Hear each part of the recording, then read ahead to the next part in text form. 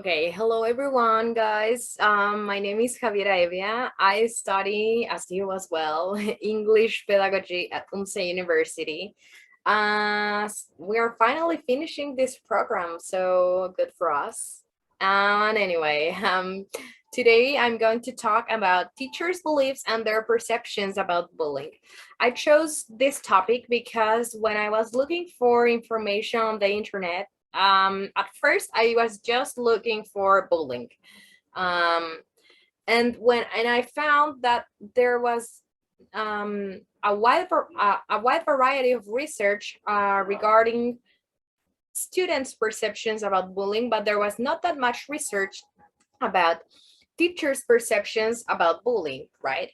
And so I think this is an important issue that has to be solved soon, because teachers represent authority figures inside the classroom, and so as since that, I think, in my opinion, that they can handle and manage bullying situations inside the classroom since that and they can actually put a stop to bullying inside the classroom, but we won't know about this, and we are kind of stuck in this discussion as we don't know their perceptions about bullying.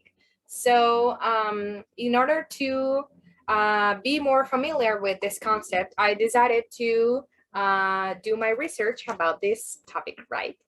So let's get started. First of all, I would like to know and ask you, what do you think about this image, and what feelings do you think the image may be associated with? In this image, it may be appreciated that on the left we have a guy who is reading a book. He's quietly doing his activity, right? His stuff, and he's not bothering anybody. Then on the other hand, we have two girls who are actually laughing at him, and they are taking photographs at him, and they are doing it probably without his consent, which is considered as bullying. Yeah, we're gonna find why in the next slide. So as I was saying about harassment, in terms of definition, according to Hustler, there are three different components which constitute bullying. Those are, first of all, an intentional harassment which inflicts physical or verbal harm to the victim, repeated actions against the victim, and an important imbalance of power between the victim and the bully, which may be associated with age, strength, and social power factors. So then, okay, next slide. Yeah, then we have a classification for bullying. According to Hazel, Hoover, and Oliver, there are two different methods in which bullying may be classified. Those are direct and indirect method. So first, direct method is the explicit bullying made by the bully, and it involves taunting, teasing, hitting, and stealing. And on the other hand, we have indirect bullying, which is when a person undermines or tries to damage you by spreading rumor or excluding you from peer groups. But according to Cohn and Cantor, this harassment can lead to the victim develop depression, isolation, poor psychosocial adjustment, and even criminal activity. Some other features that these students may develop are poor concentration, nervousness, and even panic. What else? Okay, and for last, according to Sean and Callaghan, there's a relevant gender observation in terms of bullying, which is that Sean and Callaghan observed that through our research, they observed that boys were mostly physically bullied, and girls were mostly psychologically bullied. Yeah, like through the spreading rumors and excluding them from peer groups. And oh, I forgot to mention something regarding the exclusion from peer groups. That's important because yeah, actually nowadays exclusion from peer groups is considered as bullying. In my times when I was at school, I think that was not considered as bullying at all. But nowadays it is. So keep that in mind, because as we are becoming teacher, it's important that you to know about this, because if we see, for example, a student who is isolated on a chair, he or she might be a victim of exclusion from peer groups, right? So now next slide, yeah. So now in terms of, I'm going to move my image, right, okay. Now, in terms of bullying behaviors in the classroom, are teachers aware enough about these circumstances? I mean, about dealing with bullying inside the classroom and dealing with these situations? Do they know how to handle well in a better way? So, many of the scholars who have inquired into this matter have agreed that even though teachers feel aware enough about their knowledge about bullying circumstances, students are far from feeling the same. Actually, according to Limber, 70% of teachers reported intervening always in bullying situations. However, students reported only at 25%. And so the problem here is that, as I was telling you, like in the beginning of this presentation, the problem is that there's a wide variety of research regarding students' perceptions about bullying, but there's not that much research about teachers' perceptions about bullying. And as I already told you in the beginning, I gave you the reasons why it is important to study in not only students' perceptions, but the teachers' perceptions, right? So, next slide. We have this wonderful woman, Bauman, who is a researcher in who investigated actually this topic, right? So Bauman is one of the few authors who investigated teachers' attitudes towards bullying, and the author establishes a measure, establishes a measure of bullying at school teacher version, based on these two research questions, which you can see on the screen. First question is, what do teachers believe about school bullying? And the second question is, how confident are they in their ability to effectively intervene in bullying situations? So, in next slide. Well, she, because it's Sherry Bauman, right? She makes a questionnaire in which teachers have 4 different alternatives to answer in each question. And the alternatives to answer are almost always, sometimes, often, and never.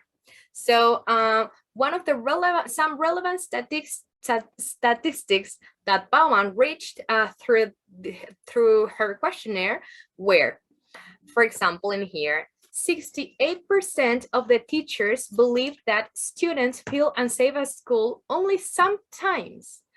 Then in here on the right, we have 47% of teachers believe that strong authorities can only sometimes put a stop to bullying. Then in here,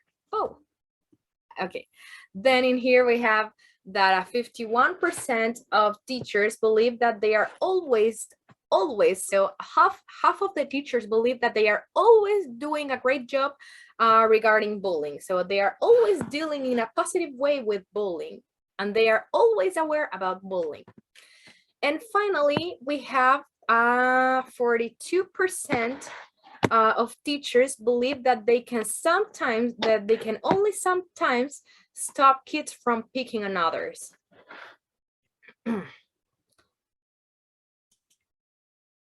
Thus, I put this image because I found those statistics, at least for me, were very impressive. The answers of the teachers, right?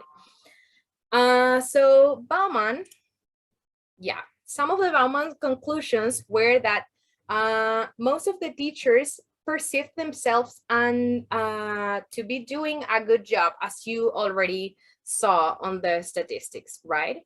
And second of all, only a few, which were, 88% actually of the teachers perceive themselves to be doing a good job. And second, only 22% believed that there was sufficient supervision on the playground, like outside the classroom, and they were doing a good job, right? So those statistics are important. So keep that in mind. This investigation, I promise it was a good idea to be shared with you. Those are basically Bauman conclusion. And in terms of in terms of our context, how are we dealing with bullying situations? Are we doing a good job as teachers?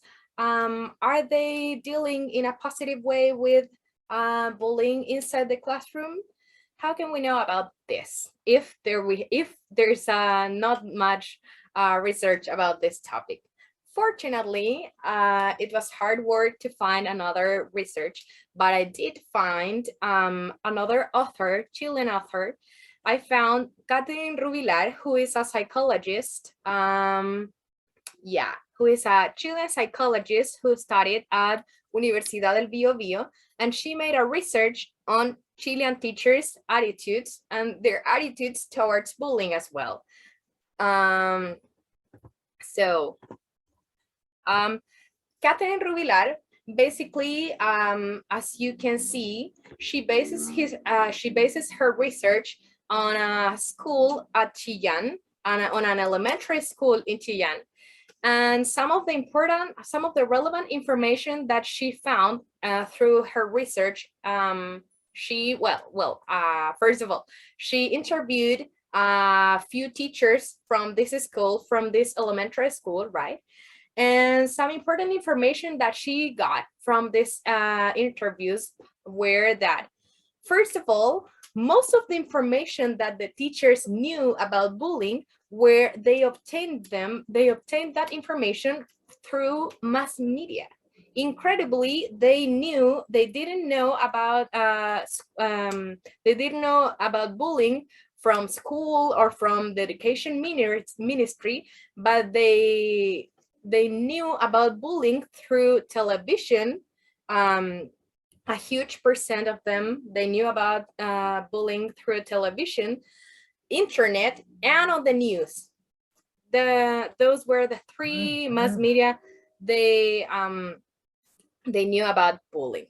Second, they told the interviewer, Catherine, that there were very few meetings from the education ministry in terms of bullying, like teaching them as teachers in order to be aware about these circumstances and knowing how to deal with those. And the other problems that they showed were that they didn't have enough money, or the school didn't have enough money to take them to those meetings. I found, in my opinion, I found that very sad, but that's very typical in our country, right? And in terms of definitions of bullying, Catherine read throughout her study that bullying for Chilean teachers, bullying is always